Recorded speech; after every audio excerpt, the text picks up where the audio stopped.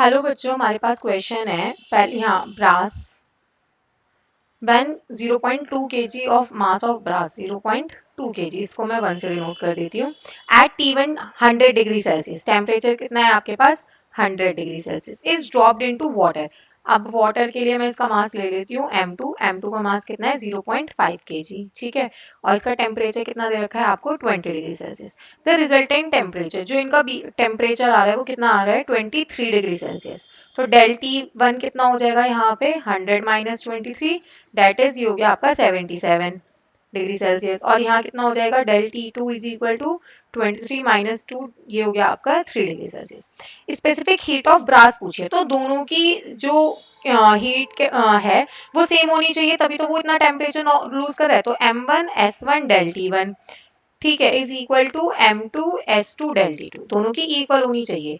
ये वाटर के लिए ये, अब हमसे वो इसकी वैल्यू पूछ रहा है क्या होगी। तो S1 कितना हो गया आपका M2S2 del T2 divided by M1 del T1, ठीक है। वैल्यू पुट कर देते हैं, क्या हो जाएगी।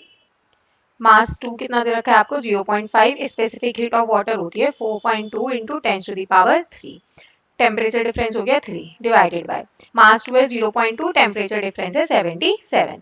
इसको सॉल्व करने पे वैल्यू आती है हमारे पास 0.41 into 10⁻3 joule kilogram inverse degree Celsius inverse, ठीक है। ऑप्शन चेक करते हैं। 0.41 इंटू 10⁻2 नहीं, 0.41 भी नहीं, 10⁻4 भी नहीं। करेक्ट ऑप्शन है option number A 0.41 into 10⁻3। Thank you.